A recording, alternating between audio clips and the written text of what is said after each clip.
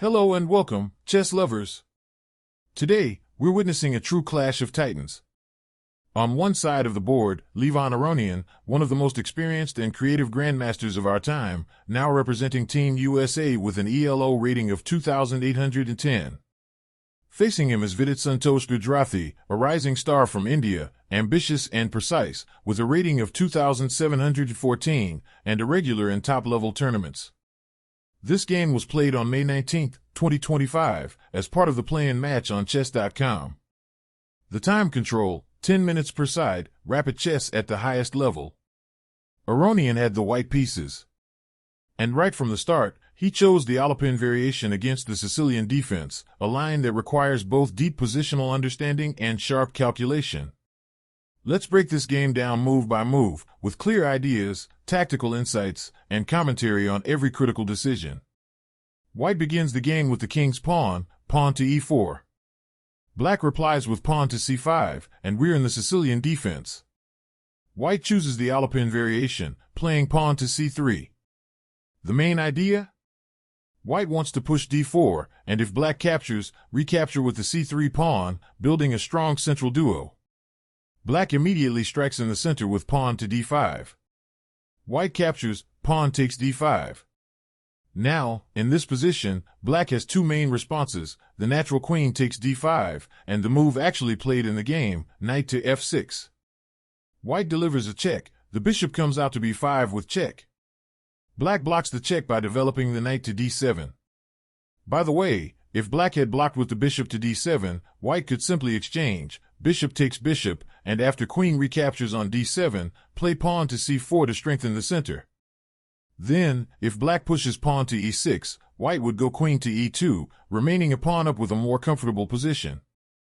Back to our game, white plays pawn to d4, seizing control of the center and opening lines for development. Black now plays queen to b6, an aggressive idea, but perhaps a bit premature. A more accurate move would have been pawn to a6, asking the bishop on b5 to decide its intentions early. White responds with pawn to c4, reinforcing the central structure and defending the bishop on b5. At the same time, the d4 pawn gains solid support. Black accepts the pawn captures on d4, temporarily equalizing the material balance.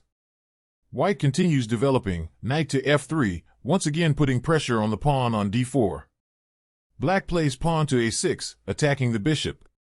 But here's the thing, black may have missed a better opportunity. They could have gone for pawn to e5, striking the center.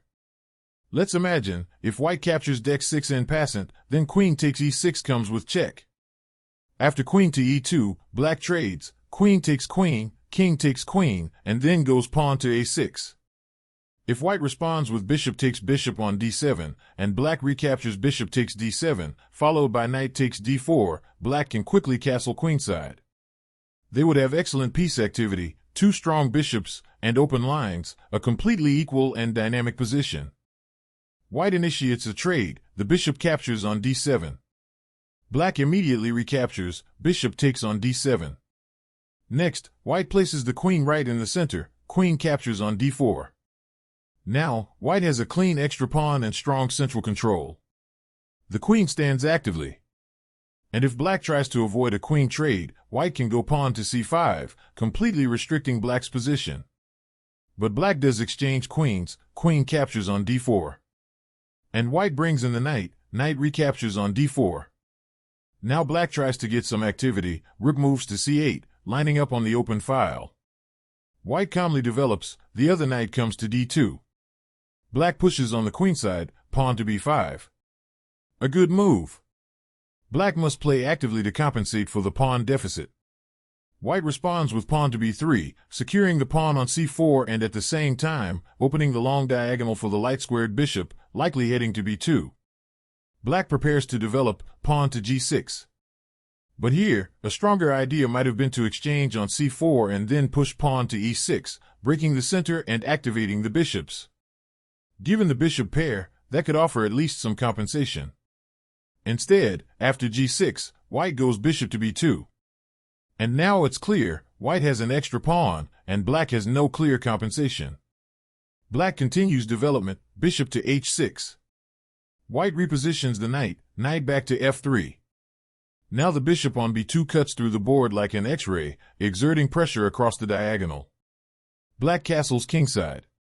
White does the same, both kings are now safely tucked away. Black tries to activate another piece, bishop to g4. But this is an inaccuracy. A better option was bishop to g7, reinforcing the knight on f6, or perhaps rook to e8. Now Aronian strikes, pawn to d6. This begins a powerful breakthrough plan. Black responds with knight to h5, aiming to jump into f4, but the knight stands awkwardly on the edge. Defending this position is getting harder by the minute. White captures, pawn takes on e7. Black has no choice but to play rook to e8, the only move to challenge the passed pawn. White now plays bishop to a3, firmly defending the e7 pawn and increasing long-term pressure. Black finally gets the knight to f4, trying to spark counterplay, but it's too late. White calmly plays knight to e4, bringing a new attacker with a deadly idea. Knight to f6 with check is now a massive threat. Black's position starts to fall apart. Black tries to regroup, rook to c6. But Aronian ramps it up, rook to d1, taking full control of the open file. Black resigned. And now, there's no way to stop rook to d8. Let's say Black tries pawn to f6, hoping to shield the back rank, but it doesn't help. White can still go rook to d8, and after king to f7, comes knight to d6 with check, a killer blow. Direct hit, and that's the game. Strategic precision, total center control, and well-timed tactical strikes, all executed with stunning accuracy. Levon Aronian delivered a masterclass in how to convert a small advantage, an extra pawn, into a dominating position, breaking down his opponent piece by piece. Vidit, despite his world-class skills, simply couldn't find solid ground. His pieces lacked coordination, and he fell behind at a critical moment. Brain, if you enjoyed this breakdown, leave a like, share your thoughts in the comments, and don't forget to subscribe. Thanks for watching, and see you next time at the board.